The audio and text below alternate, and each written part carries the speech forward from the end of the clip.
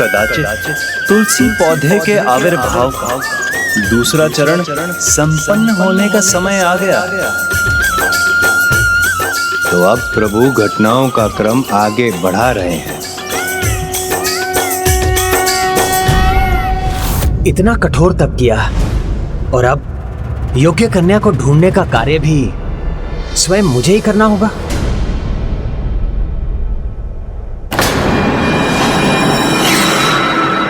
ये कैसी मूर्खता करने जा रहा था मैं। शुभ कार्य का आरंभ तो विघ्नहर्ता श्री गणेश के आशीर्वाद के साथ ही करना चाहिए, तो मैं भी वही करूंगा। वक्रतुंड महाकाय सूर्यकोटि समप्रभा निर्विघ्नं कुरु मे देव सर्वकार्येषु सर्वदा।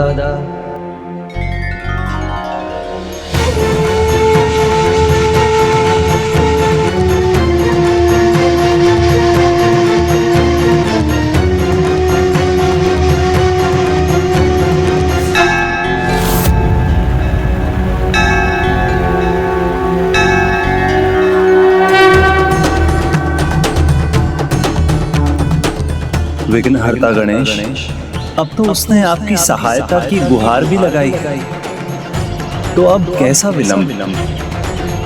सहायता तो मैं अवश्य करूंगा, किंतु देवी तुलसी को पाना इतना सरल नहीं हो सकता। उसके लिए इस जन्म में शंखचूड़ को भी अपने स्नेह का परिचय उसी प्रकार देना होगा जैसा पूर्व जन्म में सुदामा जी के रूप में दिया था।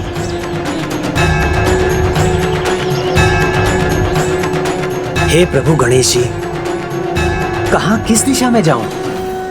ये संकेत देने की कृपा कीजिए।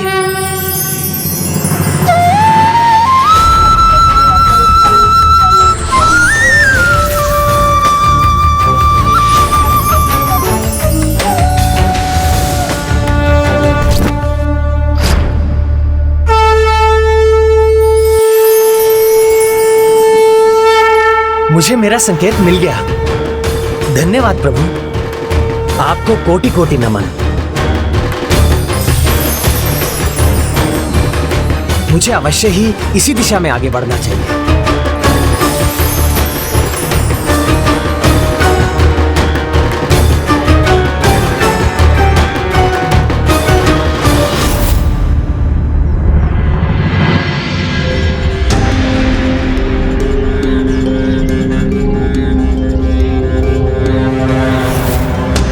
इस मार्ग पर तो कटीली झाड़ियां हैं, नुकीले पत्थर हैं।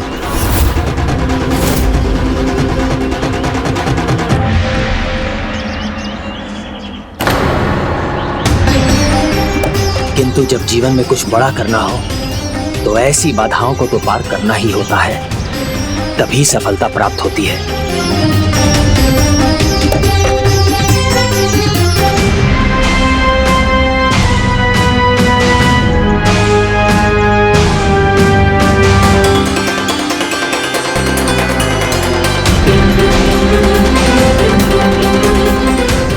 शंखचूड़ देवी तुलसी को पाने के लिए सभी कष्ट सहने को तैयार है।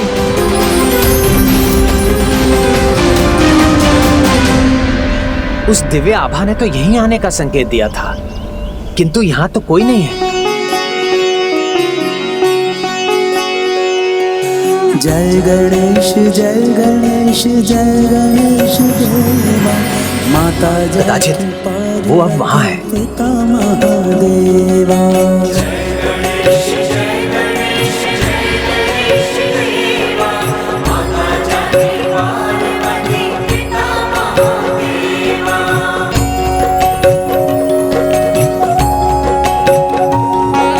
शंखचूड़ चले जिधर गणपति चलाए, नियति निर्धारित दिशा में बढ़ाए। ये मार्ग तो और भी भयंकर कठिनाइयों से भरा है। जब कठिनाई भयंकर लगे तो समझो लक्ष्य निकट है, अर्थात मैं उचित मार्ग पर हूं।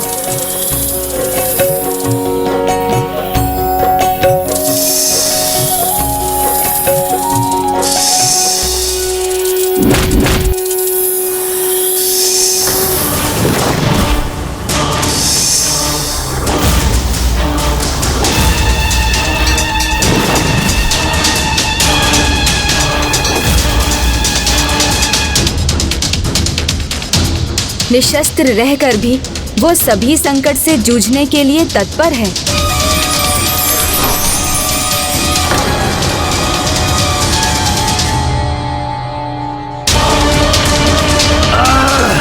ये कैसा परिहास हो रहा है मेरे साथ? क्या कोई मुझे भ्रमित करने का प्रयास कर रहा है?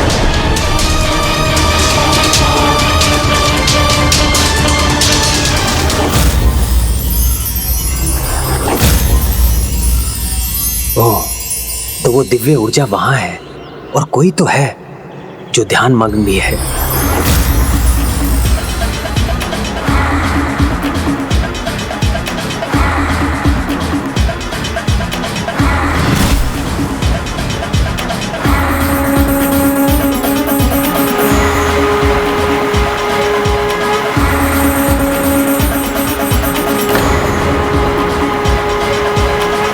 इस नदी का जल तो अत्यंत शीतल है, किंतु जल की शीतलता से मैं अपने निश्चय से पलटने वाला नहीं हूं।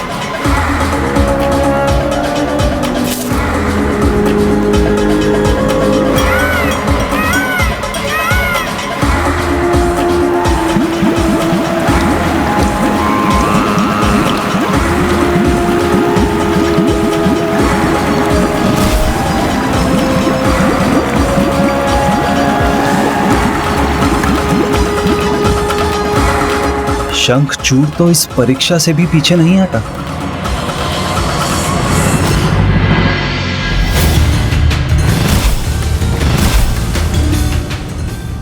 तो क्या ये भी मेरा भ्रम ही था? यहां तो कोई नहीं है। जिनका निश्चय दृढ़ता से भरा होता है, जो अपने लक्ष्य तक पहुंचने के लिए सभी कष्टों का सामना करने के लिए तत्पर रहते हैं, वो अपने लक्ष्य तक अवश्य पहुंचते हैं। ओम नमो भगवते वासुदेवाय, कृष्णाय नमो नमः। कौन है ये तपस्विनी जो घोर तप में लीन है? वासुदेवाय, कृष्णाय नमो नमः। ओम नमो भगवते वासुदेवाय, कृष्णाय। इनसे परिचित ना होते हुए भी ऐसा आभास क्यों हो रहा है जैसे मैं इन्हें जानता हूँ, और इनके निकट बढ़ते हुए ऐसे अद्भुत आनंद का अनुभव हो रहा है मुझे, जैसे मैं दिव्य लोक गोलोक में विचरण कर रहा हूँ। ओम नमो भगवते वासुदेवाय, कृष्णाय नमो नमः। ओम नमो भगवते वासुदेवाय, कृष्णाय नमो नमः। ओम नमो भगवते वासुदेवाय, कृष्णाय नमो नमः। ओम नमो भगवते वासुदेवाय, कृष्णाय नमो नमः। ओम नमो भगवते वासुदेवाय, कृष्णाय नमो नमः। देवी, आप कौन हैं? और मुझे ऐसा क्यों प्रतीत हो रहा है जैसे आपके साथ मेरा जन्म जन्मांतर का नाता हो? ओम नमो भगवते वासुदेवाय। हे देवी तपस्विनी, आपसे अटूट संबंध का आभास ये मेरा भ्रम नहीं हो सकता। ये अवश्य ही मेरा भाग्य है जो मुझे आप तक खींच लाया है, और कदाचित हमारा विवाह ही हमारी नियति है और मेरी इच्छा भी। देवी, क्या आप मेरा विवाह प्रस्ताव स्वीकार करेंगी? मैंने शंखचूड़ को उसके लक्ष्य के निकट तो पहुंचा दिया, किंतु इस अंतिम परीक्षा में उसे स्वयं सफलता प्राप्त करनी होगी। अब सब इस पर निर्भर करेगा कि देवी तुलसी शंखचूड़ का विवाह प्रस्ताव स्वीकार करती हैं या नहीं। अपने नेत्र खोलिए देवी। मैं असुर राज दंभ का पुत्र शंखचूड़ आपके सामने विवाह का प्रस्ताव रखने के लिए प्रस्तुत हूँ। आपका तप तभी पूर्ण होगा जब कोई आपके पास विवाह का प्रस्ताव लेकर आएगा। मुझे उत्तर दीजिए देवी।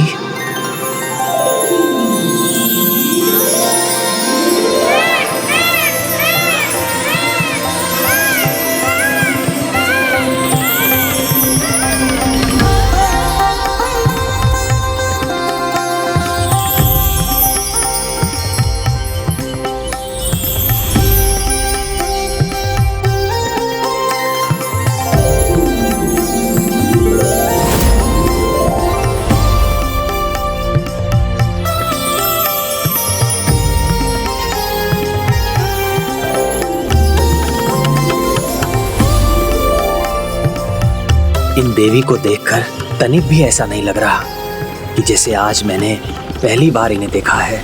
कुछ तो है, कहीं पूर्व काल का।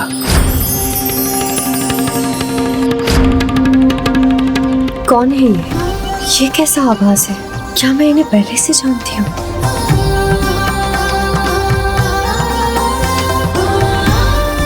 इनके शीश पर मयूर पंख की शोभा।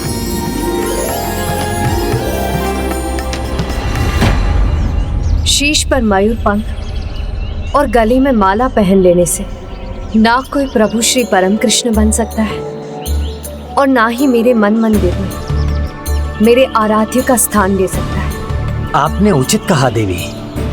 मैं प्रभु श्री परम कृष्ण नहीं और ना ही हो सकता हूँ, किंतु मैं उन जैसा बनने का प्रयास कहाँ कर रहा हूँ। मैं तो बस इतना चाहता हूँ कि वैसा बनूं कि तुम्हारे मन को भा जाऊं तुलसी।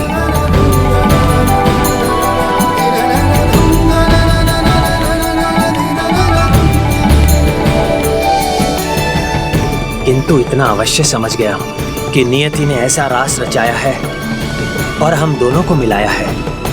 देवी, प्रकृति और नियति के संकेत को समझिए और मेरा विवाह प्रस्ताव स्वीकार कीजिए। नारायण नारायण। स्वार्थ सिद्धि की भावना लेकर चलने वाले शंखचूड़ के मन में भी देवी तुलसी को देखकर पावन स्नेह की भावना जाग उठी है, जिससे इस जन्म में वो अछूता था ना प्रभु। देखिए ना, अब तो वो अपनी रक्षा के लिए भी देवी तुलसी का लाभ उठाने का विचार भूल गया है। हाँ देवर्षि, अब अपने पूर्व के पुण्य कर्मों से प्रेरित होकर उसके मन में एक ही विचार, वो सच्चे मन से अपना निस्वार्थ स्नेह देवी तुलसी को समर्पित करना चाहता है। उनका सम्मान करते हुए उनके साथ रहना चाहता है। मैं आपसे विवाह क्यों करूं?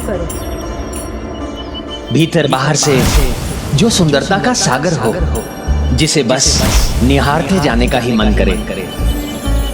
देवी, आपका ये मधुर स्वर, आपकी ये दिव्य छवि देखकर मुझे ये आभास हो रहा है कि आपका और मेरा नाता पूर्व जन्म का है। मेरा नाता तो बस मेरे प्रभु श्री परम कृष्ण से है। नारायण नारायण। देवी तुलसी सब कुछ भूल चुकी है, किंतु यदि कोई स्मृति शेष है तो केवल आपकी। प्रभु, वो अब भी केवल आपके प्रति निष्ठावान है, आपके प्रति केवल समर्पित है। तो क्या शंखचूड़ का प्रस्ताव स्वीकार करेगी? तब अपने भीतर कई कर्मों और साधनाओं को समाहित करता है। तब केवल कायाकल्प ही नहीं, अपितु वाणी, आचरण और वाचन को भी निर्मल और शुद्ध बना देता है। अपने वचन से देवी तुलसी ने अपनी चंचलता का त्याग कर गंभीरता और शुभ आचरण का परिचय दिया है। हे देवी, मैं राक्षस राज दंभ का पुत्र शंखचूड़ आपसे विवाह का प्रस्ताव रख चुका हूं और आपके उत्तर की प्रतीक्षा में हूं। कहिए देवी, क्या है आपके मन में? जिसका रोम रोम कृष्णमय हो, जिसके भीतर बाहर श्री परम कृष्ण ही हो, वो किसी और का विवाह प्रस्ताव कैसे स्वीकार कर सकती है? कहीं आपके संकोच का कारण ये तो नहीं कि मैं एक असुर पुत्र हूं और आपके समान तपस्विनी स्त्री एक असुर पुत्र से विवाह करने का निर्णय कैसे ले सकती है? तो मैं भी आपको श्राप देता हूँ। इस जन्म में आपका विवाह आपके आराध्य प्रभु से नहीं, अपितु एक असुर से होगा। मैं समझता हूँ देवी, आपकी दुविधा उचित है, किंतु मैं विनम्रता पूर्वक आपको स्मरण कराना चाहता हूँ कि असुर कुल में भी भक्त प्रहलाद जैसे महाभक्त हुए हैं, और मैं और मेरे पिताश्री दोनों ही असुर होते हुए भी धर्म कर्म में निपुण हैं। प्रभु श्री हरि नारायण, प्रभु श्री परम कृष्ण के परम भक्त हैं। असुर होते हुए भी किसी भी असुर प्रवृत्ति से मैं कोसों दूर हूँ। आप इस दिव्य पौधे के रूप में प्रभु श्री कृष्ण के शालीग्राम रूप की अर्धांगिनी बनने का सौभाग्य प्राप्त करेंगी, किंतु उससे पूर्व इस जन्म में आपको श्राप के प्रभाववश आपको एक असुर की पत्नी बन पूर्ण श्रद्धा से पतिव्रत धर्म का पालन करना होगा। मैं वचन देता हूँ, मेरे किसी भी आसुरी स्वभाव या प्रवृत्ति के कारण यदि आपको कोई कष्ट होगा तो मैं उसे परिवर्तित कर दूंगा। बस आप मुझसे विवाह करना स्वीकार कीजिए।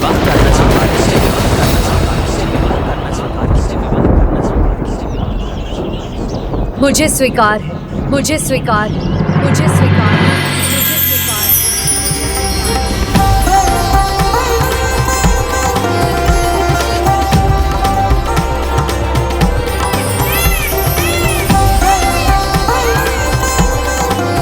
विश्वास कीजिए, मैं आपको इतना सम्मान, इतना सुख दूंगा जो किसी देवता के लिए भी संभव नहीं होगा।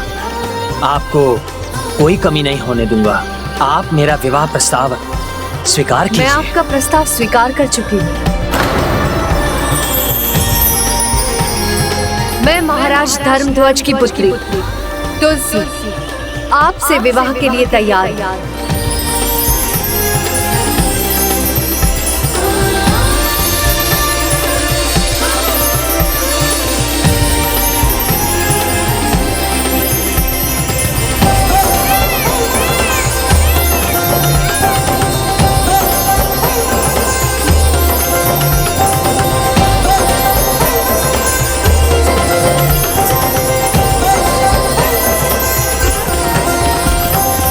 आपने हाँ कह दिया तो मुझे ऐसा अनुभव हो रहा है जैसे जन्म जन्मांतर की मेरी एक अति विशिष्ट इच्छा पूरी हो गई हो।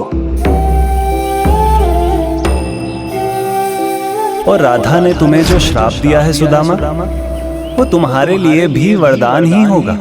जिसे तुम वियोग समझ रहे हो वो वियोग नहीं, तुम दोनों के मिलन का संयोग प्रकट करेगा। देवी, मैं इस शुभ कार्य में एक क्षण का भी विलंब नहीं करना चाहता। यदि आपको स्वीकार हो तो आपके तप स्थल पर, इस पवित्र गंगा के तट पर ही मैं आपसे गंधर्व विवाह करने का इच्छुक हूं। प्रभु, एक शंका है मेरे मन में। देवी तुलसी ने शंखचूड़ के विवाह के प्रस्ताव को स्वीकार तो कर लिया, किंतु क्या वो उसे पूर्ण रूप से पति रूप में स्वीकार कर पाएगी? पूछ इसलिए रहा हूं प्रभु, क्योंकि आज भी देवी तुलसी के मन में आपके लिए निष्ठा है और आपकी अर्धांगिनी बनने की प्रबल आस भी।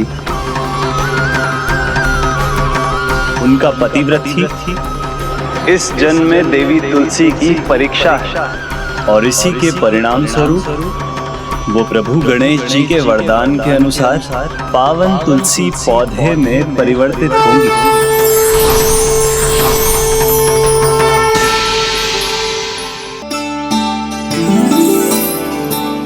देवी, आप यहाँ विश्राम कीजिए। मैं अभी गया और विवाह के लिए वरमाला तैयार कर अभी आया।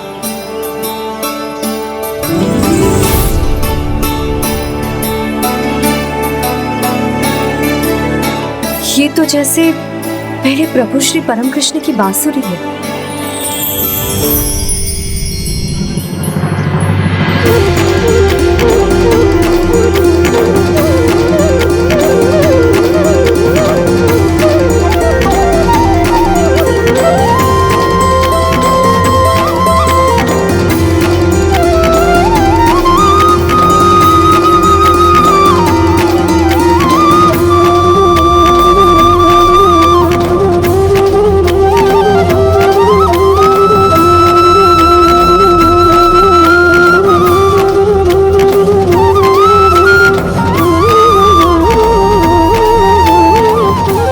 प्रभु का यही स्थान है।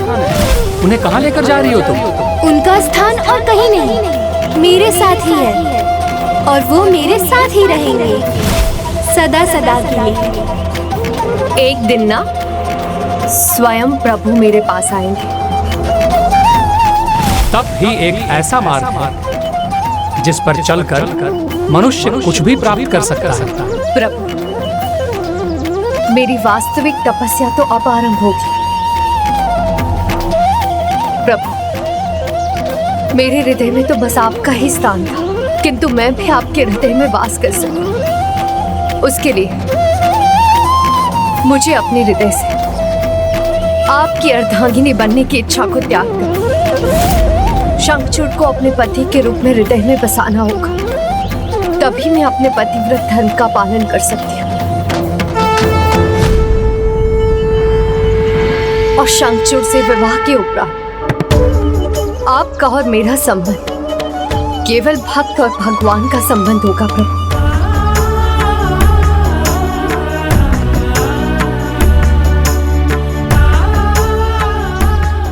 शंखचूड़ से विवाह के पश्चात अगले जन्म में प्रभु श्री कृष्ण के शालिग्राम स्वरूप के साथ आपका विवाह होगा। और मुझे आशीर्वाद दीजिए प्रभु कि अगले जन्म में मुझे आपका ही सानिध्य पाने का सौभाग्य मिले। अगले जन्म में अवश्य ही आपको ये सौभाग्य प्राप्त होगा। ये आपको मेरा आशीष।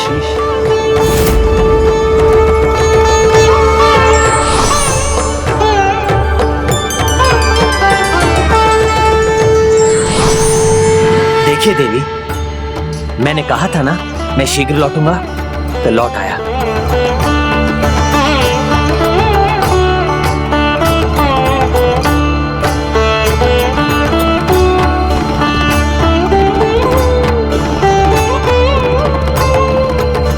ये लीजिए देवी।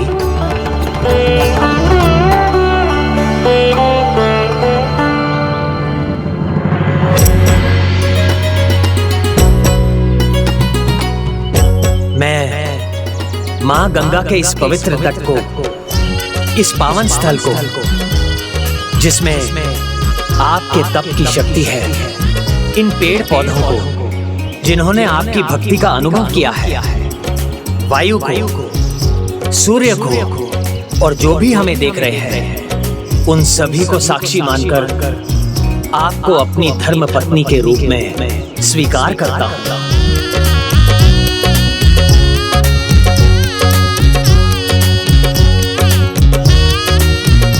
मैं भी अपने प्रभु श्री परम कृष्ण की भक्ति और उनके प्रति अपनी आस्था को साक्षी मानकर आपको अपने पति के रूप में स्वीकार करती हूं।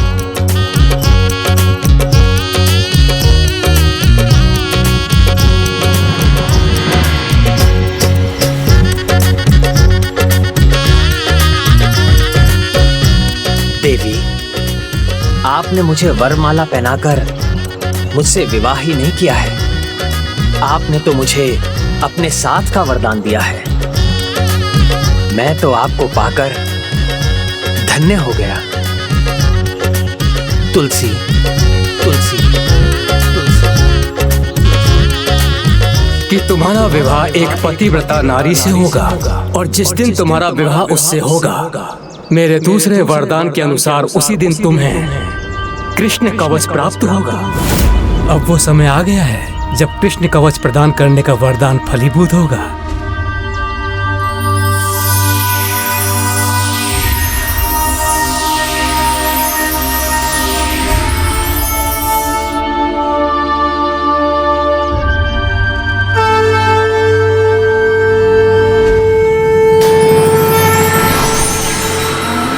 प्रभु ब्रह्मदेव का वरदान सार्थक हो रहा है। आपका और मेरा संबंध केवल भक्त और भगवान का संबंध होगा। प्रभु,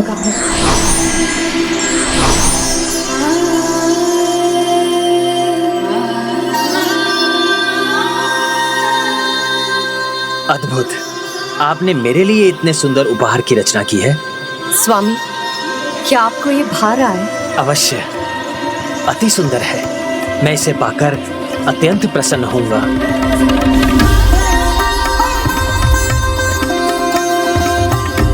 ये मात्र एक उपहार नहीं है, ये तो मेरे प्रभु श्री परम कृष्ण है, जिन्हें मैं आपको दे रही हूँ। इनका आशीर्वाद सदा आपकी रक्षा करेगा। नारायण नारायण, सब कुछ कितना कुशल मंगल है। चंचलता से रहित देवी तुलसी स्थिर है, गंभीर है। और शंखचूड़ देखिए ना, असुर होते हुए भी आसुरी प्रवृत्तियों से रिक्त है। दोनों विवाह में सुखी है, अर्थात सब शुभ शुभ है। अर्थात अंत भला तो सब भला। अंत और आरंभ के अंतर्नाद से भ्रमित ना होइए देवर्षि, ये तो केवल देवी तुलसी के भाग्य का आरंभ है। और आरंभ में किसी को क्या ज्ञात हो सकता है कि आगे उसके साथ क्या हो। तो इस विवाह के परिणाम से भी दोनों अज्ञात हैं। किंतु प्रभु, सब शुभ ही होगा ना, सुखमयी होगा ना। स्मरण कीजिए, देवी तुलसी ने अपने तप के आरंभ में और शंखचूड़ ने देवी तुलसी को ढूंढने की यात्रा के आरंभ में विघ्नहर्ता श्री गणेश को स्मरण किया था। किंतु विवाह के पहले ही दोनों उन्हें भूलने की भूल कर बैठ गए। जो विघ्नहर्ता है, प्रथम पूजनीय है, उनका स्मरण पूजन नहीं किया, तो फिर ये विवाह विघ्न रहित कैसे हो सकता है? तो क्या प्रभु देवी तुलसी को पुनः एक श्राप प्राप्त होगा? ये तो समय ही बताएगा कि किसे श्राप मिलेगा। कदाचित पुनः मैं ही श्राप का भागी बन जाऊं।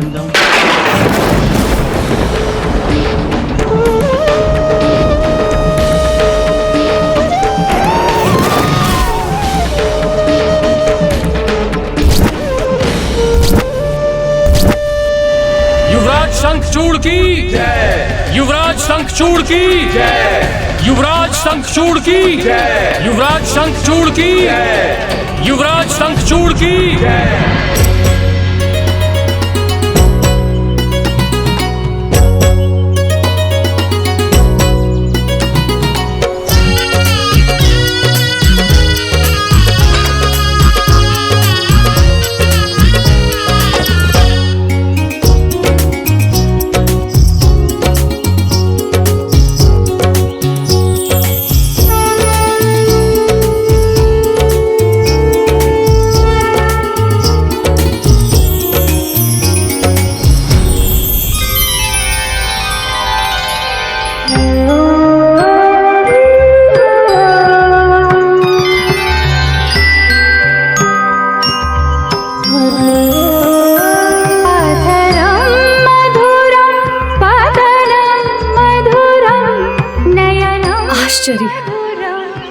यहाँ तो सब कुछ कृष्णमयी है।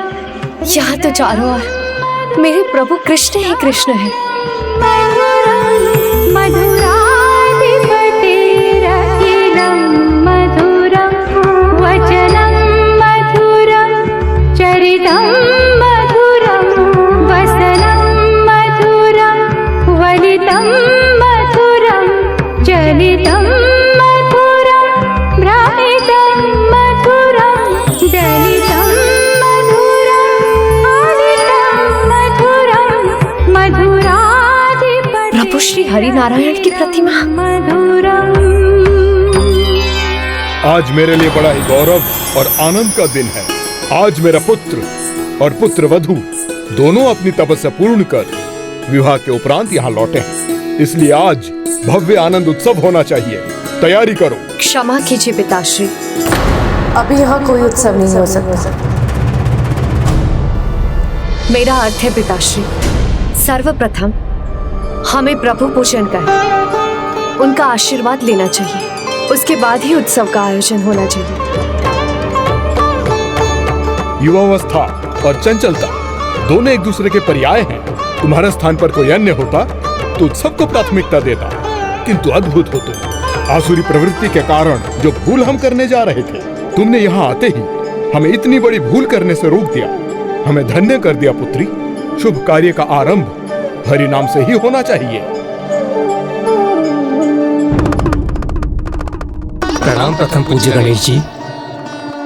प्रभु, हम कदाचित व्यर्थ में ही चिंता कर रहे थे। शंखचूड़ और उसके पिता पहले से ही प्रभु श्री हरि नारायण के परम भक्त हैं और प्रभु परम श्री कृष्ण के उपासक भी हैं। और अब तो उनके साथ देवी तुलसी भी, और उनकी भक्ति के प्रभाव से इन असुरों की असुरी प्रवृत्ति भी क्षीण पड़ जाएगी और वो धर्म के कार्य में लीन हो जाएंगे। अब तो हमारी समस्त चिंताएं दूर हो गई प्रभु। सारी चिंताएं दूर हो गई हैं, ऐसा कहना कठिन है देवराज। और ये समस्या के समाधान के स्थान पर उसका आरंभ भी तो हो सकता है, क्योंकि देवी तुलसी के भाग्य के अनुसार उनका पावन तुलसी पौधे के रूप में जन्म लेना अभी शेष है।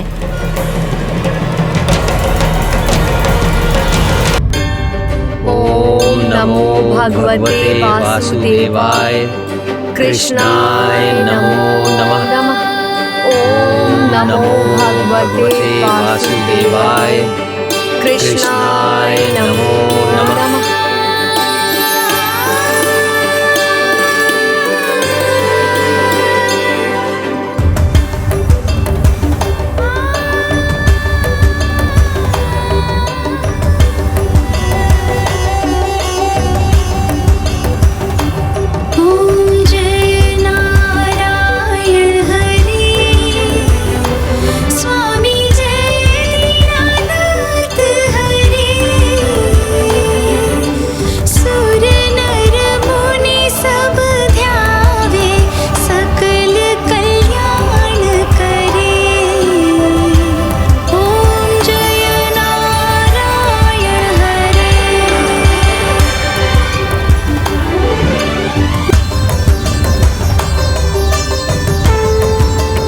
देवी, ये आप क्या कर रही हैं?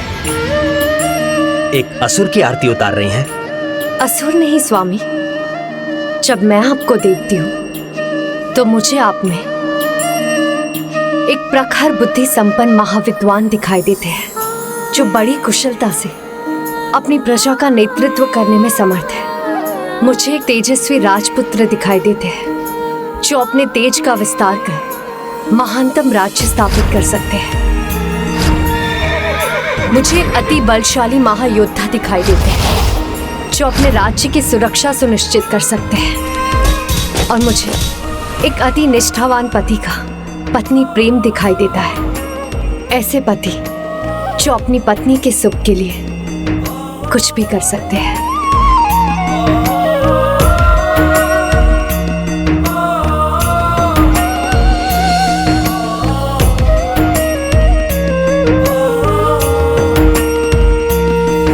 इसीलिए ऐसे पति परमेश्वर की पूजा करना अनुचित नहीं।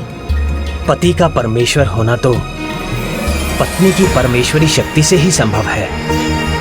देवी, आपकी शक्ति मुझे समर्थ बनाती है, मुझे पूर्णता प्रदान करती है, मुझे वो सब करने को प्रेरित करती है जो आपने कहा। इसलिए मैं भी आपके भीतर वास करने वाली उस परमेश्वरी शक्ति के सामने नतमस्तक होकर उसे प्रणाम करता हूं।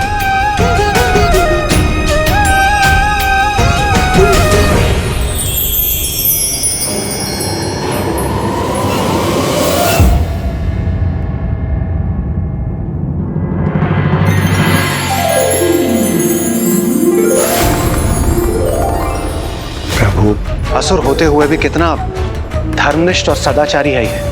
ऐसा परम श्री कृष्ण का भक्त कहां किसी को कोई हानि पहुंचा सकता है। इसलिए देवलोक को इससे कहां कोई संकट है प्रभु। आप उचित कह रहे हैं देवराज। देवराज, वो पूर्व जन्म में भी कृष्ण भक्त था और इस जन्म में भी है, किंतु इस जन्म में तो आप देवताओं के प्रति उसके मन में शत्रुता का भाव ही संभव है। और शत्रु शांत भी हो तो भी उसके प्रति असावधानी का परिणाम विनाश ही होता है, ये कदापि मत भूलिए। कदाचित आप उचित कह रहे हैं प्रभु।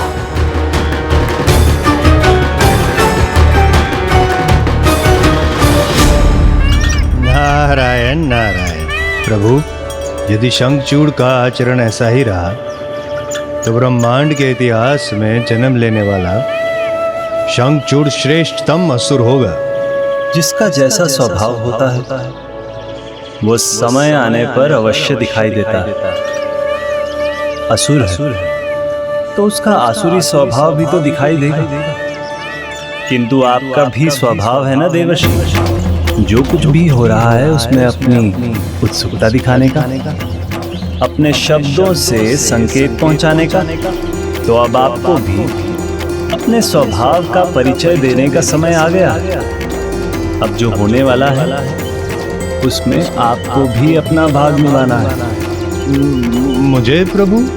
हाँ, आपको देवर्षि।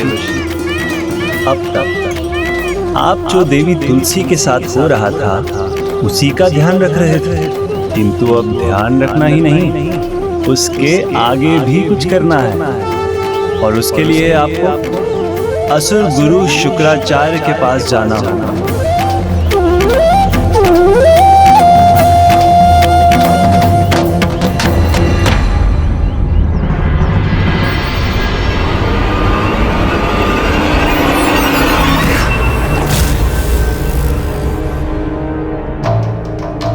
नारायण नारायण।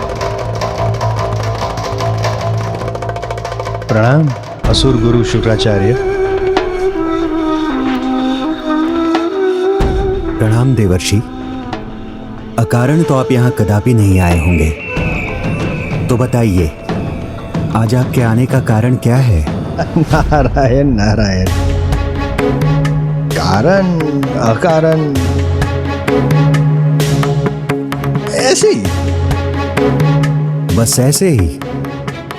अर्थात देवर्षि प्रशंसा करने आया हूं आपके श्रेष्ठ शिष्य की। शिष्य की?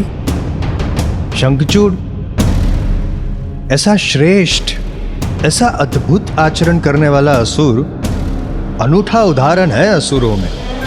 अब देखिए, ब्रह्मदेव का वरदान प्राप्त भी किया किंतु अनुचित उपयोग नहीं किया। तथास्तु, तथास्तु।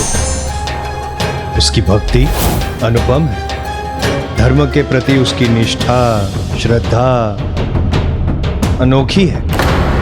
असुर साम्राज्य के विस्तार में उसे कोई रुचि नहीं है। शंखचूड़ का स्वभाव इतना शांत है कि अन्य असुरों के साथ युद्ध करने में उसे रुचि ही नहीं है। युद्ध करे भी क्यों? किसी देवता के साथ कोई शत्रुता भी तो नहीं है उसकी। यदि ऐसा ही स्वभाव, ऐसा ही आचरण रहा शंखचूड़ का, तो असुर कुल का तो उद्धार हो जाएगा। और फिर आपको तो असुरों की चिंता करने की आवश्यकता ही नहीं पड़ेगी। नारायण नारायण, अद्भुत।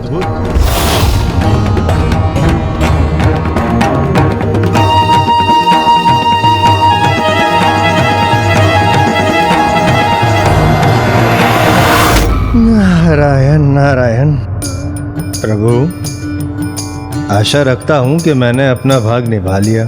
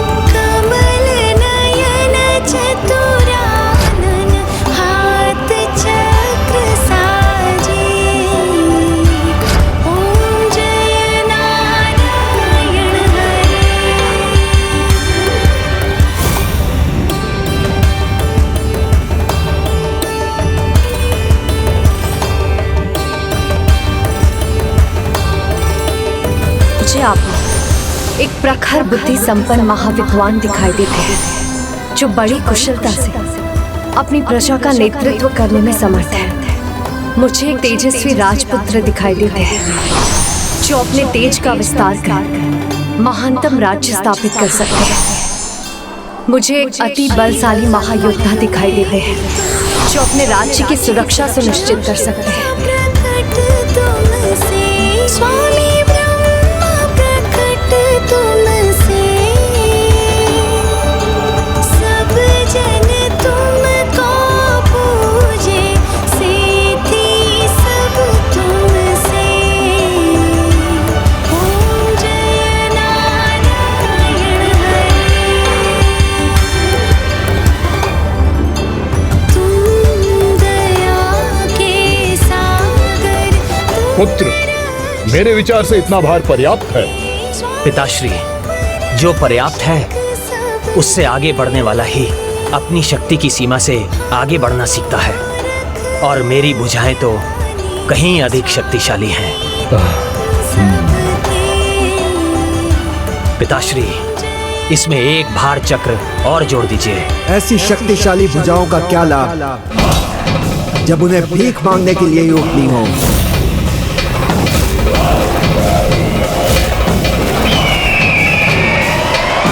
तुम्हारे बल का क्या लाभ जब असुरों को देवताओं से ही जीवन दान मांगना हो।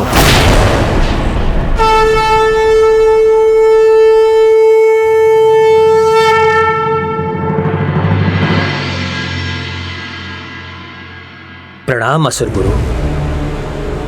प्रणाम असुर गुरु। कायरों से सम्मान की आशा नहीं करता। मैं असुर गुरु शुक्राचार्य शंखचूड़ यहाँ पराक्रम दिखाने से अच्छा है मूषकों के भांति पृथ्वी के भीतर जाकर छुप जाओ। मूषकों के भांति पृथ्वी के भीतर जाकर छुप जाओ। ये अस्त्र शस्त्र जिनसे व्यायाम कर तुम अपना मनोरंजन कर रहे हो, उन्हें पिघला दो और उन्हें घुंघरू बनाकर अपने पांव में डाल लो। अपने पिताश्री को भी पहना दो और देवताओं के संकेतों पर नृत्य कर उनका मनोरंजन करो। और देवताओं के संकेतों पर नृत्य कर उनका मनोरंजन करो। गुरुदेव, ना मुझसे कोई भूल हुई है और ना पिताश्री से, तो फिर क्या कारण है आपके इतने क्रोध का, इतने कठोर वचनों के कहने का? ऐसा क्या कर दिया हमने? कुछ किया नहीं, यही तो तुम्हारा दोष है। असुर हो, बलशाली हो, पराक्रमी हो, वरदान प्राप्त कर चुके हो, फिर भी कुछ नहीं किया तुमने। ऐसे असुर के अस्तित्व का क्या लाभ? तुम्हारे जैसे असुर के होने से ना होना ही अच्छा है। तुम्हारे जैसे असुर के होने से ना होना ही अच्छा है। इस प्रकार के व्यर्थ जीवन से तो तुम्हारी मृत्यु हुई उचित है। बस गुरुदेव, बस बस गुरुदेव, बस बस गुरुदेव, बस बस।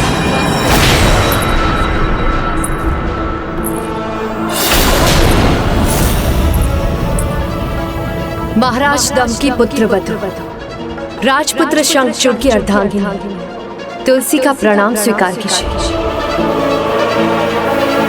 और ये भी सुनिए, इन भुजाओं को आप भिक्षा के लिए उठाने की बात कर रहे हैं। स्वामी की इन भुजाओं में इतना बल है कि वह संसार के सभी योद्धाओं को अपने बल से झुका दे और समस्त सृष्टि की बेड़ियां बनकर उन्हें बांध ले। जिन्हें आप कायर पुकार रहे हैं वो अपने पराक्रम का परिचय दे, तो महानतम से महानतम योद्धा के अस्त्र शस्त्र भी मात्र मनोरंजन की सामग्री बनकर रह जाए।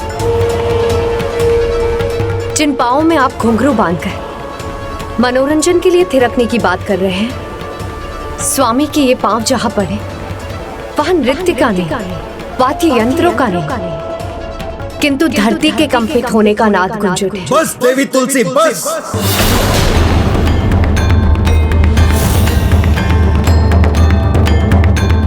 आपके इन शब्दों से मुझे कोई ज्ञान की प्राप्ति नहीं हो रही है। जानता हूं मैं, शंखचूड़ में अतुलित बल और सामर्थ्य है।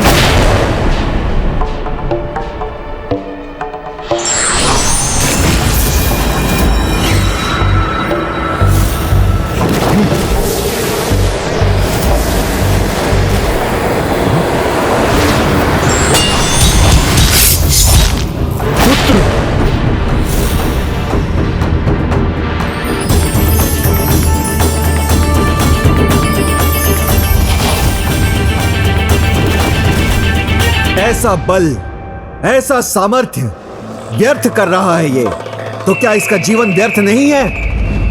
गुरुदेव, क्षमा कीजिएगा। एक पतिव्रता स्त्री अपनी पति के विरुद्ध एक भी अनुचित शब्द नहीं सुन सकती। और ये भी सत्य है कि मेरे पतिव्रत धर्म के समक्ष आपके कहे हुए प्रत्येक शब्द व्यर्थ और निरर्थक हो जाएंगे। और जब तक मैं अपने पतिव्रत धर्म पर रहूंगी, तब तक मेरे पति को कुछ नहीं होगा। और जब तक तुम्हारी पत्नी का पतिव्रत अटूट रहेगा, तुम्हारे जीवन को कोई हानि नहीं पहुंचा सकता। इस प्रकार तुम अमर ही बने रहोगे। सत्य ही है, मेरा वास्तविक कवच ये दिव्य कृष्ण कवच नहीं, मेरी पत्नी है। गुरुदेव, आपका अपमान करो, इसकी तो मैं कल्पना भी नहीं कर सकती।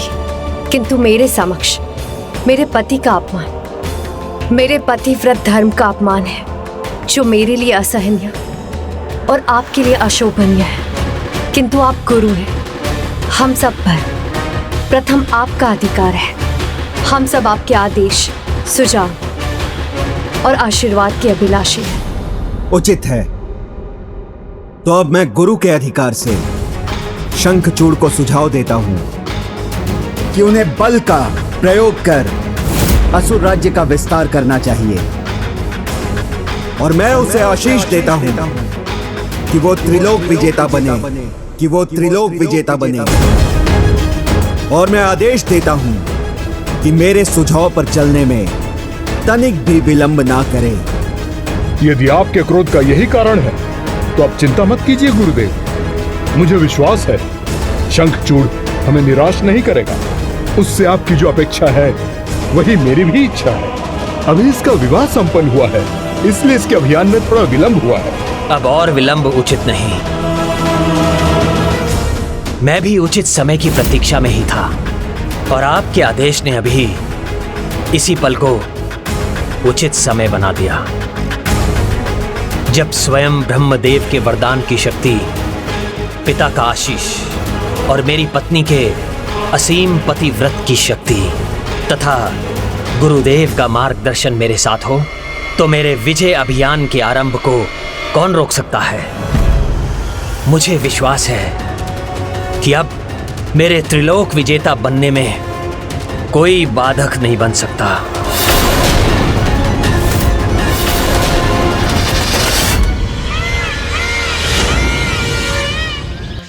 प्रभु देवर्षि नारद, आप चिंता मत कीजिए। आप जो भी करते हैं, सर्वप्रथम उसका प्रभाव ऐसा ही होता है जैसे सब कुछ स्थिर हो जाएगा। नारायण नारायण, ये क्या कह रहे हैं प्रभु? वही कह रहा हूँ जो सत्य है देवर्षि। आरंभ कैसा भी हो, आप जिस भी कार्य के लिए प्रेरित होते हैं, उसके अंत में लोक कल्याण ही निहित होता है। आपने जो भी किया है, देवी तुलसी उसी के परिणाम स्वरूप तुलसी पौधे के रूप में जन्म लेंगी।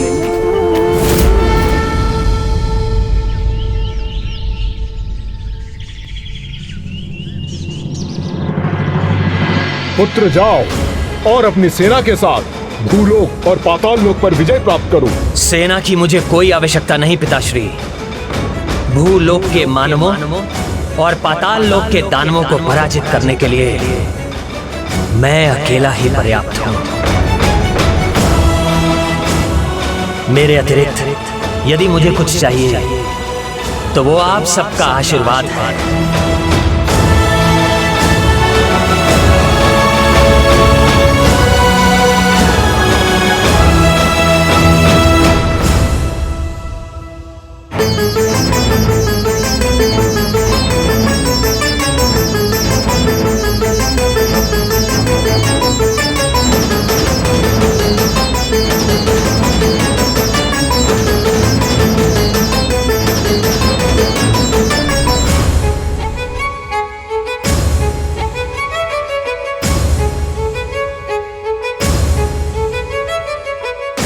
स्वामी, आप कुछ भूल रहे हैं। क्या क्या भूल रहा हूं मैं देवी? ये इसे आप अपने साथ ले जाइए। इसी से आपका कृष्ण रूप पूर्ण होता है।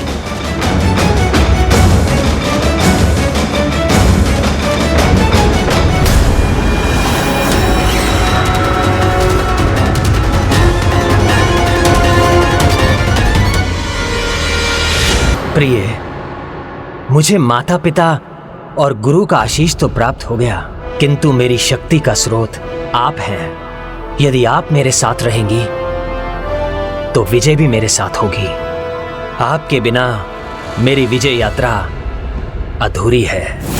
इसलिए मैं चाहता हूं कि आप भी मेरे साथ चलिए।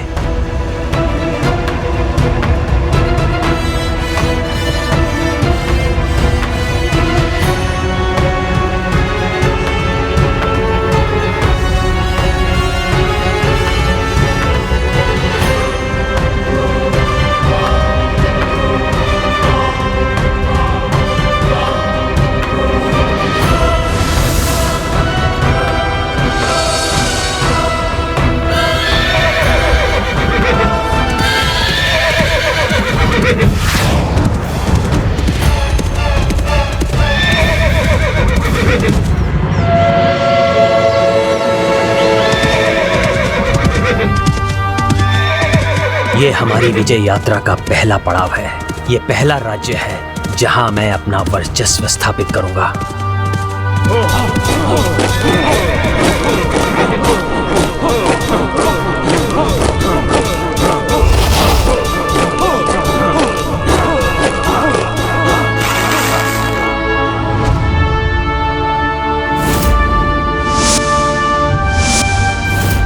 आप चिंता मत कीजिए देवी, हमें कोई क्षति नहीं पहुंचेगी। चिंता तो है मुझे स्वामी, किंतु हमारी नहीं। स्वामी, मेरे विचार से आपको दिव्य अस्त्रों की कोई आवश्यकता नहीं। प्रभु श्री परम कृष्ण की कृपा से इन सब के लिए आपकी बंसी ही पर्याप्त है।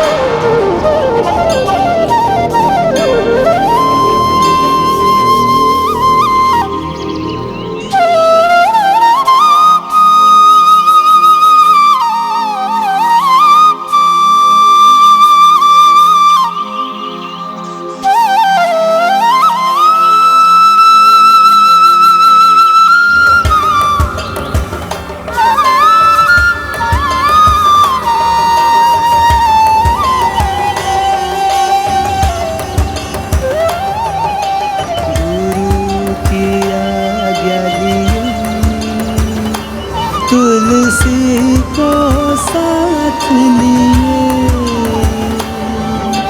विश्व विजय का लक्ष्य। नारायण नारायण, बिना युद्ध के ही विजय प्राप्त कर ली शंखचूड़ ने। अद्भुत। भक्ति की शक्ति व्यक्ति को सबल बनाती है, किंतु कुछ मानव रूप में छिपे असुर इस भक्ति का दुरुपयोग करते हैं। सब शास्त्र को पार किए,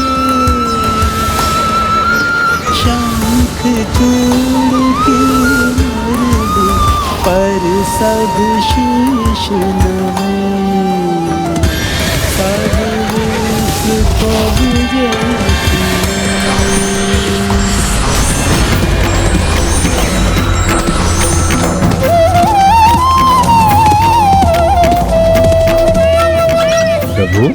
असुर, दानव, दैत्य, राक्षस, इन सब में शंखचूड़ ऐसा प्रथम योद्धा होगा जिसने बिना कोई अस्त्र शस्त्र उठाए, बिना किसी क्रूरता के, बिना किसी का वध किए समस्त विश्व पे विजय प्राप्त कर ली। नारायण नारायण। हाँ देवर्षि, किंतु शंखचूड़ से अधिक इसका श्रेय तो देवी तुलसी को जाता है, जिन्होंने नरसंहार नहीं होने दिया। बांसुरी की धुन से ही इस विजय यात्रा को सफल बना दिया। असुरराज शंखचूड़ जी की, असुरराज शंखचूड़ जी की, असुरराज शंखचूड़ जी की, शंखचूड़ जी की, शंखचूड़ जी की।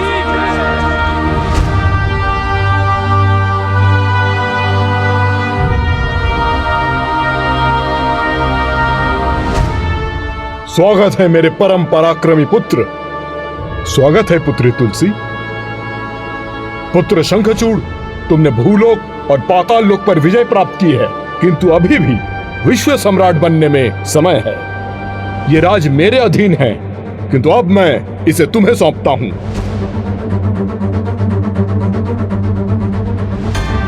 भूलोक और पाताल लोक अब दोनों मेरे अधीन है, तो अब स्वर्ग लोक ही शेष है। अब स्वर्ग पर अपना अधिकार स्थापित करने का समय आ गया है। अपने इस विजय अभियान से न केवल असुर जाति बल्कि असुर गुरु शुक्राचार्य का भी मान बढ़ाया है तुमने। मेरा आशीष सदा तुम्हारे साथ है और सदा तुम्हारे साथ रहेगा। किंतु यह भी सत्य है कि देवताओं को पराजित किए बिना तुम्हारी विजय यात्रा अधूरी है।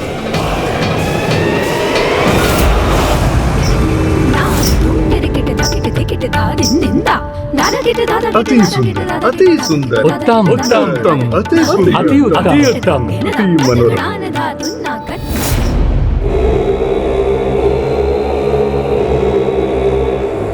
क्या बात है प्रिय? आपके मुख पर चिंता की रेखा क्यों है? स्वामी, क्या यह आवश्यक है? क्या आपको देवताओं को पराजित करना ही होगा? मेरा अर्थ है, आप जो प्राप्त कर चुके हैं हमें उसी में संतुष्ट होना चाहिए। वो अपने शत्रु को क्षति पहुंचाने का कोई ना कोई उपाय तो ढूंढ ही लेते हैं। प्रिय, जब तक स्वर्गलोक पर विजय नहीं होती, मैं त्रिलोक विजेता नहीं बनूंगा।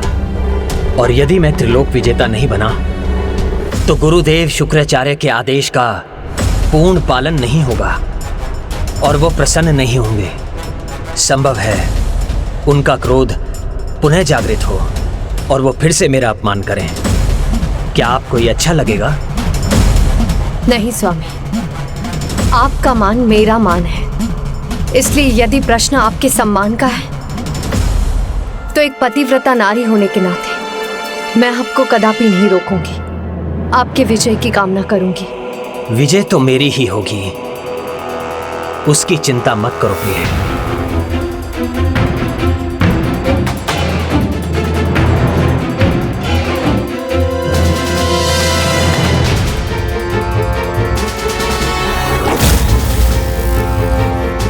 प्रभु श्री परम कृष्ण आप पर कृपा करें। आप अपने इस अभियान में सफल हो, यही कामना करूंगी मैं।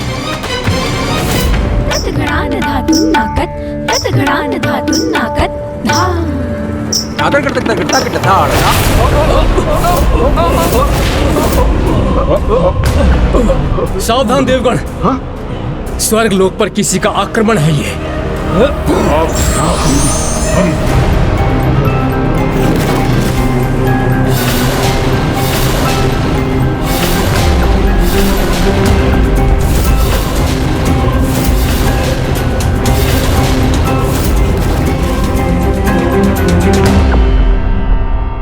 शत्रु शांत भी हो तो भी उसके प्रति असावधानी का परिणाम विनाश ही होता है, ये कदापि मत भूलिए।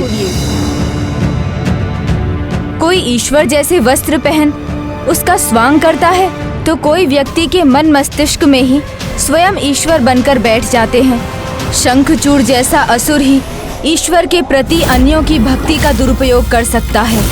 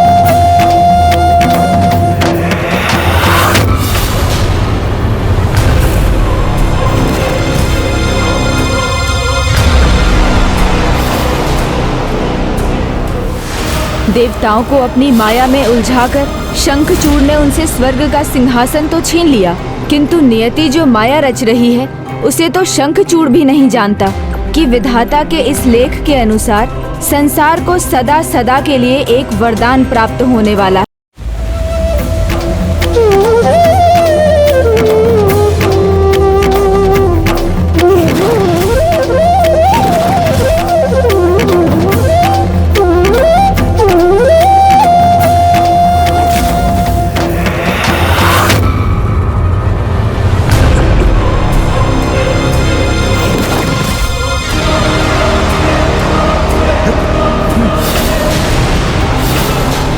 इस दुष्ट ने तो बांसुरी की ध्वनि से सबको सम्मोहित कर लिया है। बिना युद्ध किए ही हम अपना राज्य और अपने स्वर्गलोक पर से आधिपत्य खो चुके हैं। शंखचूड़! यह सिंहासन देवराज का है। इस पर विराजमान होने का अधिकार केवल मेरा है, देवराज इंद्र का। इसलिए उचित यही होगा तुम उठो और अभी और इसी क्षण यहां से निकल जाओ। क्रोध नहीं देवराज इंद्र, सम्मान के साथ बात करो। जो इस सिंहासन पर है वही उसका अधिकारी है, अर्थात अब देवराज मैं हूं। और तुमने तो स्वयं मुझे यह स्थान सौंपा है, तो तुम्हें किस बात का रोष है? खोया हुआ सम्मान और सिंहासन इतनी सरलता से प्राप्त नहीं होता इंद्र। उसके लिए प्रयत्न करना होगा।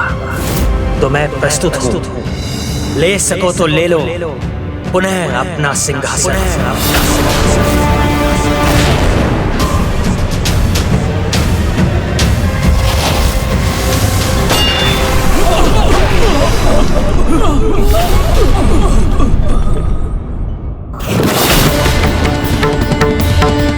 वो पूर्व जन्म में भी कृष्ण भक्त था और इस जन्म में भी है, किंतु इस जन्म में तो आप देवताओं के प्रति उसके मन में शत्रुता का भाव ही संभव है।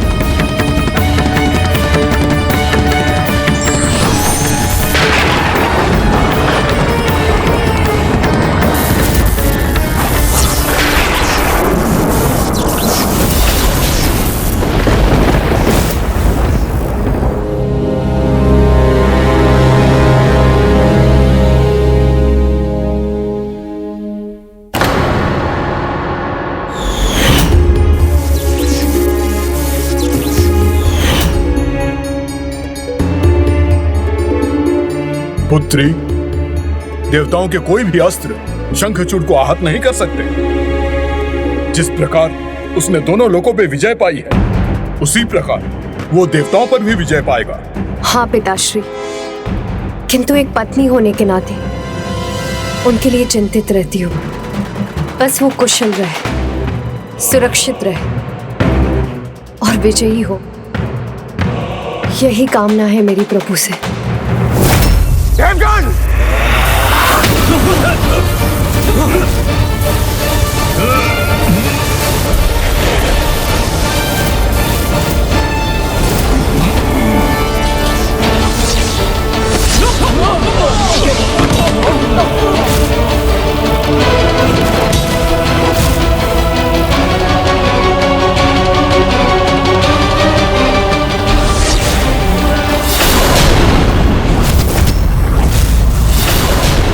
कुछ तो रहस्य अवश्य है जिससे हमारे सभी वार उल्टे पड़ रहे हैं। कितना शक्तिशाली हूं मैं, ये समझ में आया इंद्र? या मैं और समझाऊं?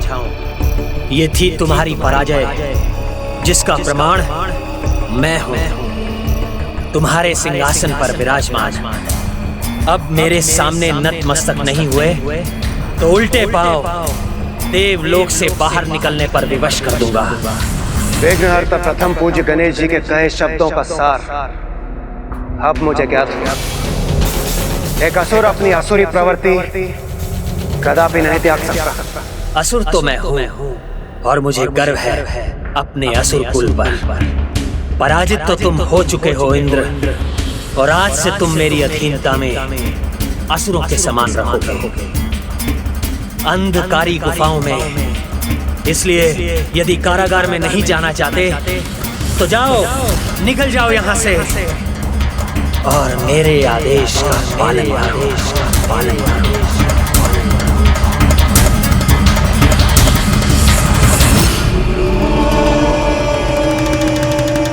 तुम कहाँ जा रहे हो? ये आदेश तो केवल इंद्र के लिए था, तुम्हारे लिए आदेश तो अभी शेष है। ध्यान से देखो अपने नए देवराज स्वर्गाधिपति को।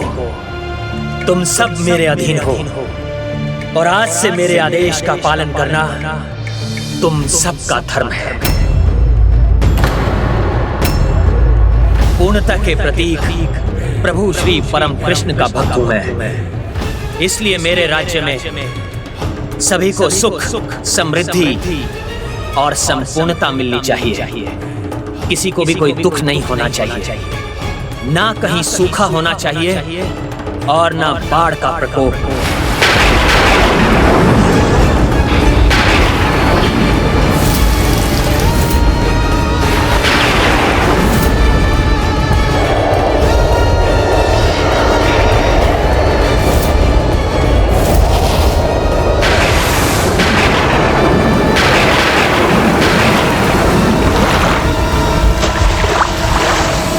कुबेर, जिनके गृह में अन्न नहीं, उनके भंडार अन्न से भर जाने चाहिए। जो निर्धन हो, उसके गृह में धन संपत्ति होनी चाहिए।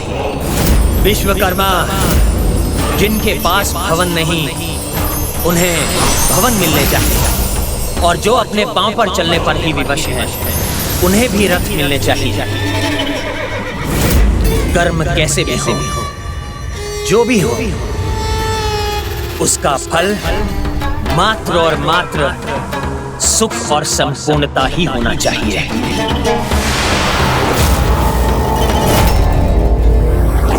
देवराज कहाँ हैं आप? देवराज, देवराज, देवराज, देवराज कहाँ हैं आप सभी यहाँ कैसे? देवराज, ये कैसी दुर्दशा हो रही है हमारी? वो असुर हम सभी पर राज कर रहा है। देवराज, हमसे सब कुछ छीन कर हमें दरिद्र और हीन बनाकर समस्त सृष्टि में वैभव फैला दिया है उसने। न श्रम न चेष्टा, किसी का कोई महत्व नहीं। हमें सभी को सब कुछ देना होगा, ये नियम बनाया है उस दुष्ट ने। किंतु वो दुष्ट ऐसा कर क्यों रहा है? क्या योजना होगी उसकी इसके पीछे? जिससे देवताओं की किसी को कोई आवश्यकता ही ना रहे। आवश्यकता नहीं होगी तो देवताओं में आस्था भी नहीं रहेगी, और आस्था नहीं रहेगी तो देवताओं की पूजा भी नहीं होगी। जब कर्म का महत्व नहीं रहेगा तो सुकर्म और दुष्कर्म में कोई भेद ही नहीं रहेगा, और तब स्वयं को भक्ति एवं धर्मपरायणता से सुधारने की कोई आवश्यकता नहीं रहेगी। और जब इनका कोई महत्व नहीं रहेगा तो भगवान में विश्वास क्यों रहेगा?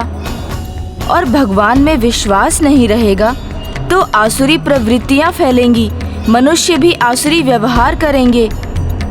वही चाहता है शंखचूड़, वो भगवान का नाम ही मिटाना चाहता है। मनुष्य के कर्म उसका भाग्य निर्धारित करते हैं। स्वयं को तपाने से ही मनुष्य स्वर्ण के समान निखरता है, और जीवन का संघर्ष व्यक्ति के चरित्र को निखारता है, उसे दूसरों के प्रति संवेदनशील बनाता है। किंतु जहाँ संघर्ष नहीं है, जहाँ सब कुछ बिना प्रयास किए ही अधिकता में प्राप्त हो, वहाँ ना किसी उपलब्धि का सम्मान होता है और ना ही किसी वस्तु का। अर्थात भोजन, जल, संपत्ति सब व्यर्थ करने का आचरण फैल जाएगा। ऐसी परिस्थिति में पाप और पुण्य का भेद मिट जाता है।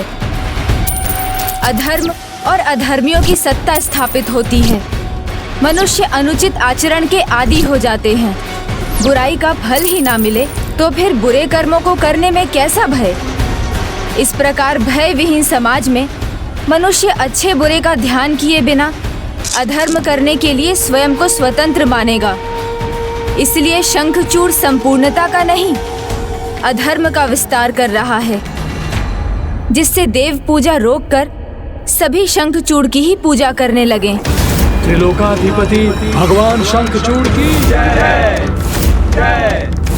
हमसे बहुत बड़ी भूल हुई है प्रभु। आपके सतर्क करने पर भी हम उस दुष्ट से भ्रमित हो गए। एक भूल तो हुई है देवराज, जिसका इतना भयंकर परिणाम हुआ, किंतु अब भूतकाल के बारे में विचार करने की एक और भूल मत कीजिए। जो बीत गया उसको तो नहीं सुधारा जा सकता, किंतु जो होने वाला है, जो भविष्य है, उसको सुधारने के लिए अभी वर्तमान में कुछ करना अनिवार्य है। उसका विचार कीजिए। आप उचित कह रहे हैं गणेश। हमें शंखचूड़ को पराजित कर धर्म की सत्ता पुनः स्थापित करनी होगी। उसकी पराजय सुनिश्चित करने के लिए हमें आपकी सहायता की आवश्यकता पड़ेगी। वो श्री परम कृष्ण का भक्त है और मैं कृष्ण तत्व हूँ। भगवान और भक्त की मर्यादा का पालन करते हुए स्वयं मेरा उससे युद्ध करना अनुचित होगा। क्षमा कीजिए देवगण, मैं आपकी कोई सहायता नहीं कर सकता। ऐसी अवस्था में तो हमें प्रभु श्री हरिनारायण के पास ही जाना होगा। कदाचित ब्रह्मदेव वो ही हमें शंखचूड़ के पराजय का कोई सुझाव दें। ना ब्रह्मदेव ना प्रभु नारायण, दोनों ही शंखचूड़ की पराजय में हमारी सहायता नहीं कर सकेंगे, क्योंकि ब्रह्मदेव अपने वरदान की मर्यादा से बंधे हैं। प्रभु ब्रह्मदेव, मुझे मेरा पहला वरदान दीजिए कि मैं अगले दो जो भी वरदान मांगूं, आप किसी और के आगे प्रकट नहीं करेंगे, सदा गुप्त रखेंगे। तथास्तु तथास्तु। और शंखचूड़ का जन्म असुर सम्राट दंभ के पुत्र के रूप में प्रभु नारायण के वरदान से हुआ था, इसलिए वो भी उसका वध नहीं करेंगे। हे प्रथम पूज्य गणेश, ये एक बहुत ही विकट दुविधा है। इस दुविधा से, इस विघ्न से निकलने का आप ही कोई मार्ग सुझाइए प्रभु। हाँ गणेश जी, कृपा करें हम पे, हमें इस विघ्न से निकाल दीजिए। अब तो एकमात्र पिताश्री महादेव ही हमारी सहायता कर सकते हैं।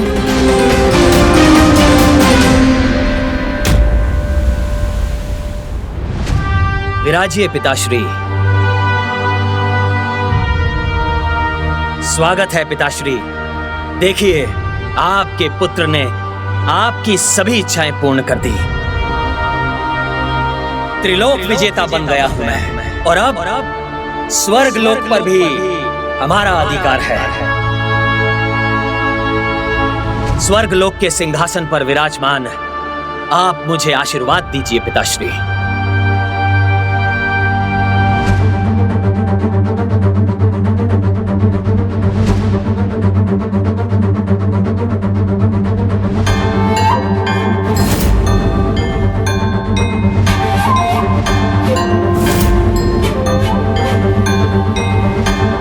चिंता मत कीजिए पिताश्री, ये देवताओं को स्मरण कराने के लिए है कि वो मेरे अधीन हैं। पुत्र, जितनी सरलता से देवताओं ने तुम्हारे सामने आत्मसमर्पण कर दिया, मुझे संदेह होता है कहीं वो तुम्हारे विरुद्ध कोई षड्यंत्र तो नहीं रच रहे।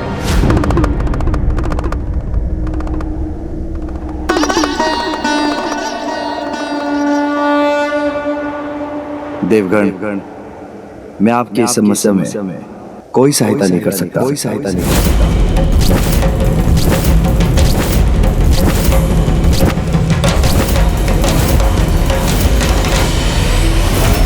षड्यंत्र रचते हैं तो रचने दीजिए उन दुर्बल देवताओं को। मुझे कोई चिंता नहीं है और आपको भी नहीं होनी चाहिए।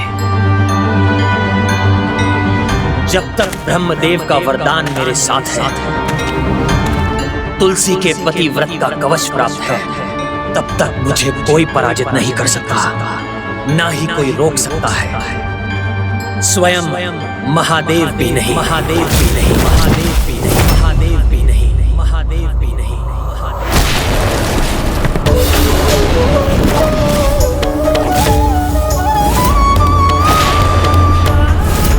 कैसा अशुभ संकेत था? ये क्या देखा मैंने? नहीं नहीं, ये अवश्य मेरा भ्रम ही था।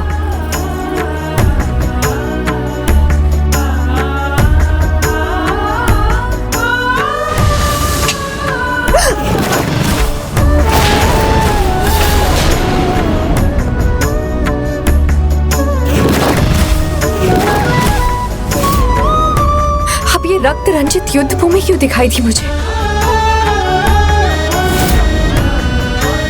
ऐसा सर्वनाशी युद्ध जो कदापि नहीं होना चाहिए, उसका ये कैसा संकेत मिल रहा है मुझे प्रभु?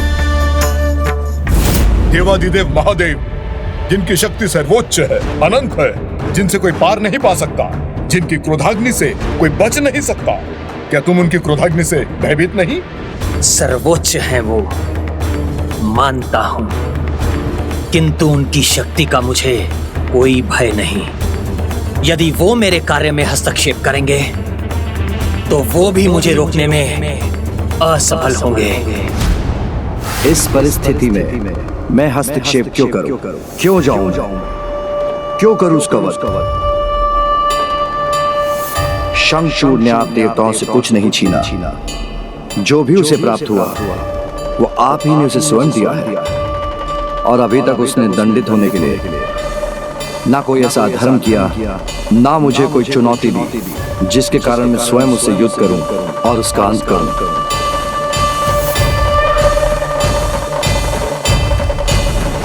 पिताश्री, क्या संसार के चक्र के विपरीत जाना महादेव महाकाल को चुनौती नहीं? क्या शंखचूड़ और उसके कर्मों के कारण यज्ञ, पूजा, हवन आदि का थम जाना आपका अपमान नहीं?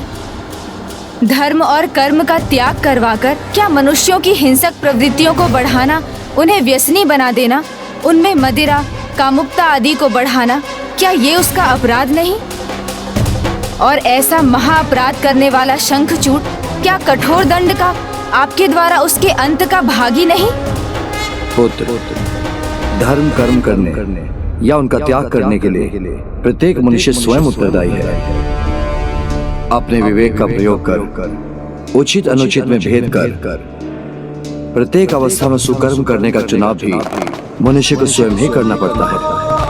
इसलिए जो मनुष्य अधर्म कर रहे हैं वो स्वेच्छा से कर रहे हैं। शंखचूड़ ने तो उन्हें ऐसा करने पर बाध्य नहीं किया। जो भी उसने किया है वो अपनी प्रजा को सुखी रखने के लिए किया है। वो तो एक राजा का धर्म है, और राजधर्म का पालन करने वाले राजा शंखचूड़ को दोषी मानकर मैं उसे दंड नहीं दे सकता।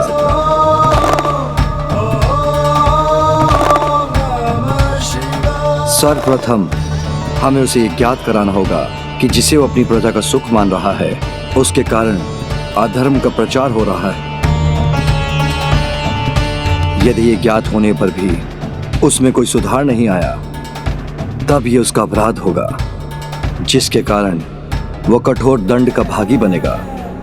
इसीलिए युद्ध से पहले उसे एक अवसर देना, उसे समझाना आवश्यक है कि वो जो कर रहा है वो हानिकर है, वो सुख का नहीं सभी के दुख का कारण बनेगा। क्योंकि सुखार्थम सर्वभूतानां मतः सर्वा प्रवृत्त्यः सुखम नास्ति विना धर्मम तस्मात् धर्म परो भवा। अर्थात सभी प्राणी जो भी करते हैं सुख की प्राप्ति के लिए ही करते हैं, और बिना धर्म के सुख असंभव है। इसीलिए धर्म परायणता ही सुख साधना का एकमात्र उपाय है। किंतु शंखचूड़ को यह समझाने और हमारा शांति संदेश उस तक पहुंचाने का कार्य कौन करेगा?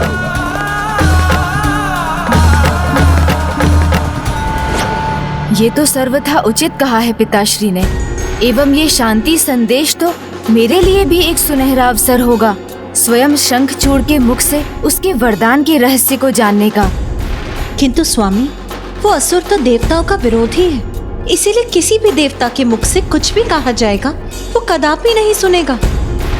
तो फिर कौन जा सकता है वहां? गंधर्व राज चित्रार्थ पुष्पदंत महान कृष्ण भक्त हैं, और वो देवता भी नहीं, इसलिए शंखचूड़ उन्हें कोई क्षति नहीं पहुंचाएगा। उनकी बात वो अवश्य सुनेगा।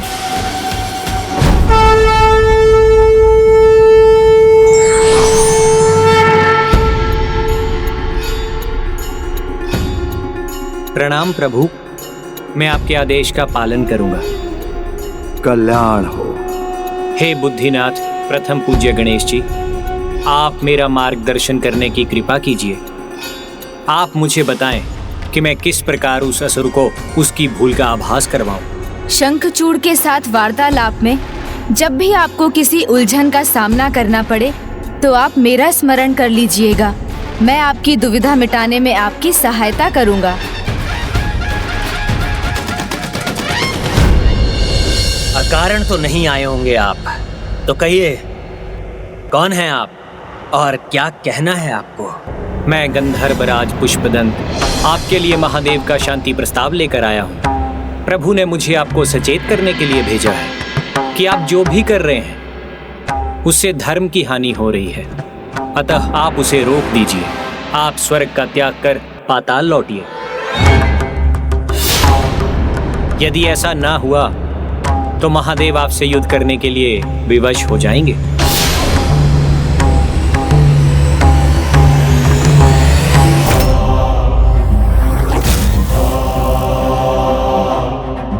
हानि हो रही है संसार की?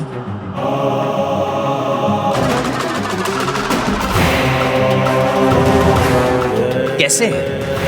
मेरी प्रजा में तो सभी सुखी हैं, कहीं कोई दुख नहीं। सब इतने सुखी हैं कि भगवान का नाम लेना भी भूल गए हैं। भगवान का तो सब दुख में ही स्मरण करते हैं ना। तो बताइए मुझे गंधर्वराज, जब मेरे राजकाज के कार्य में कोई त्रुटि नहीं तो मैं स्वर्ग की सत्ता क्यों ना संभालूं? क्यों जाऊं मैं पाताल? क्षमा करें, किंतु आप स्थिति को मात्र अपने दृष्टिकोण से देख रहे हैं और मेरा दृष्टिकोण सर्वथा उचित है। मैं देवताओं के समान नहीं हूं जो सबको दुखी रखते हैं,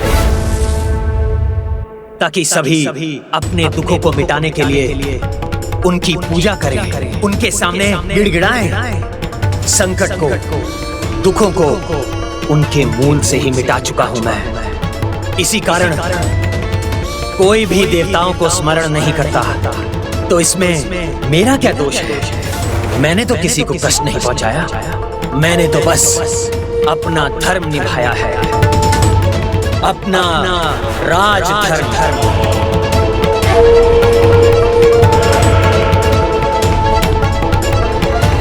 हे गणेश जी, हे बुद्धिदाता, शंखचूड़ के प्रश्नों के उत्तर मेरे पास नहीं, अब आप ही मेरी सहायता कीजिए जिससे मैं उसे समझा सकूं।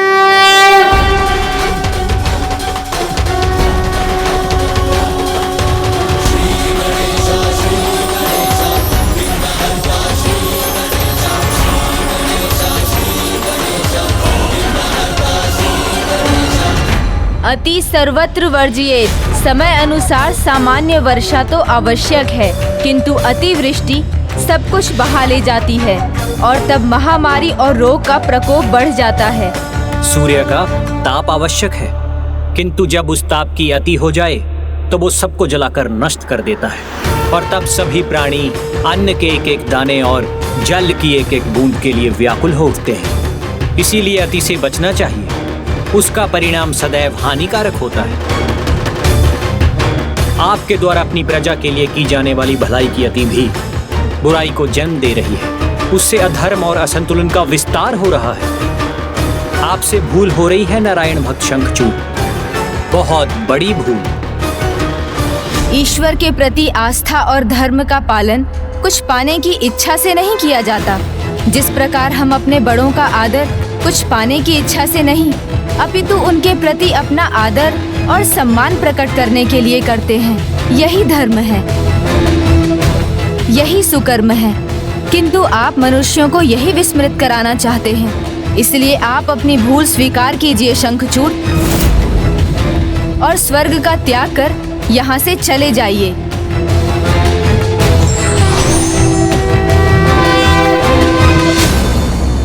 वो क्यों जाएगा स्वर्ग से? शंखचूड़ ने अपनी योग्यता से स्वर्ग का सिंहासन प्राप्त किया है, वो उसे कदापि नहीं त्यागेगा।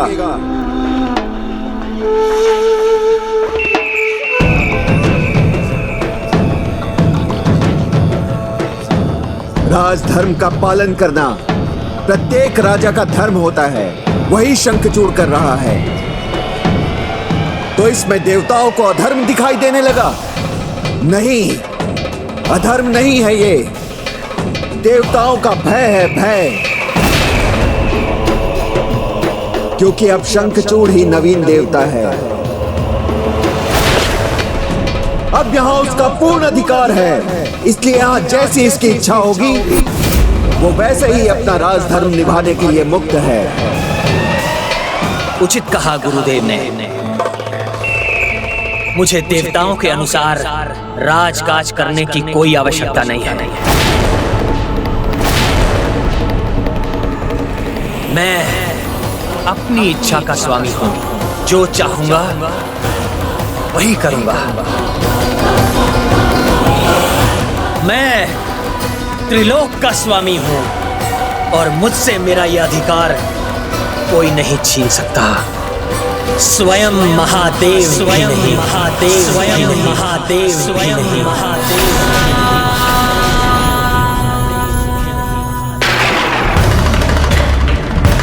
अब तुमने अपना चुनाव कर लिया है शंखचूड़, तो यही अवसर है तुम्हारे वरदान के रहस्य को ज्ञात करने का।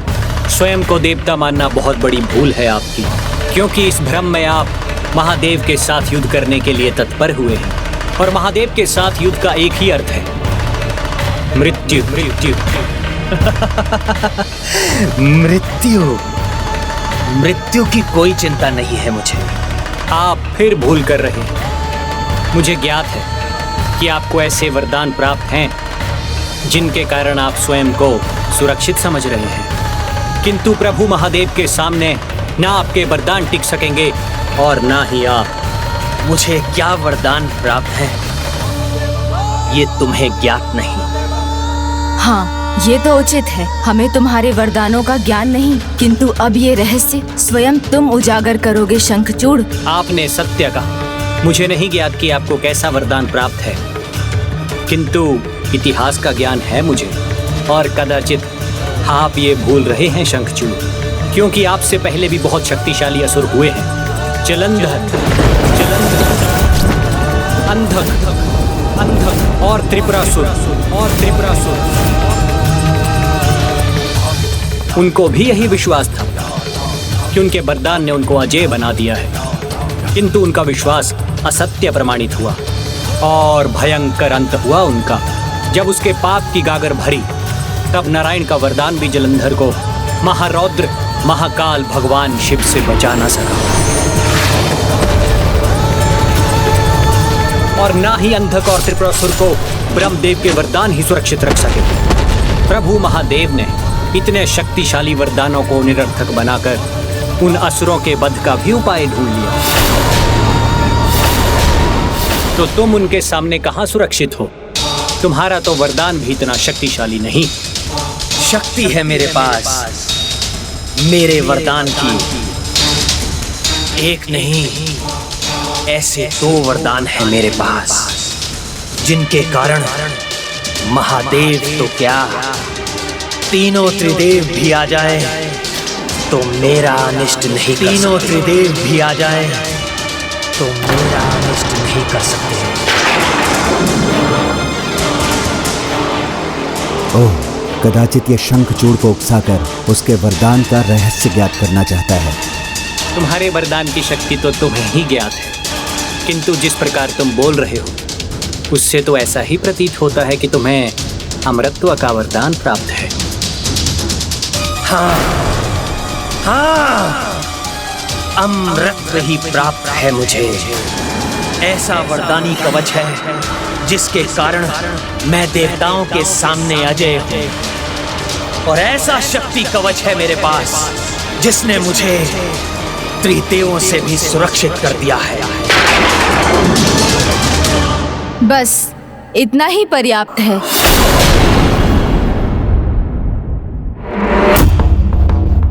तो मैं क्या समझूं? आप ये जानकर कि आप जो कर रहे हैं उसका परिणाम क्या है, फिर भी आप महादेव के साथ युद्ध करने के लिए तत्पर हैं? तत्पर भी हूँ और प्रस्तुत भी। कोई भी आए युद्ध तो मैं करूंगा ही, फिर वो चाहे महादेव ही क्यों ना, महादेव ही क्यों ना, महादेव ही क्यों ना, महादेव ही क्यों ना,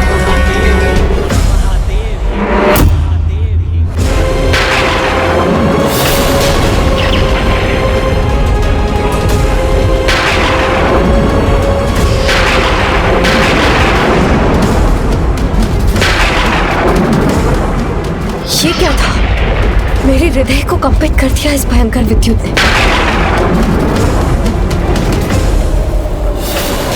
मेरी पूजा का अखंड दीपक, उसे कुछ नहीं होना चाहिए।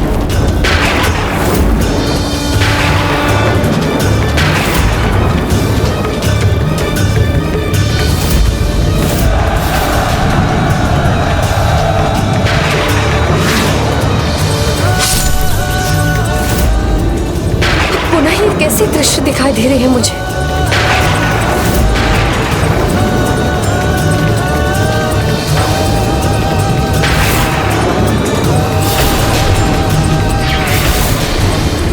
स्वामी महादेव के सामने।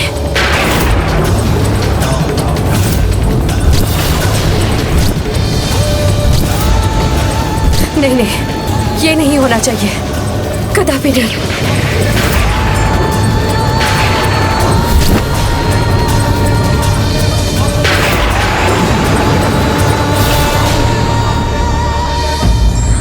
कर्मठता व्यक्ति को संवेदनशील बनाकर उसके चरित्र को निखारती है और अकर्मण्यता व्यक्ति को अराजक बनाकर उसके पतन की ओर ले जाती है।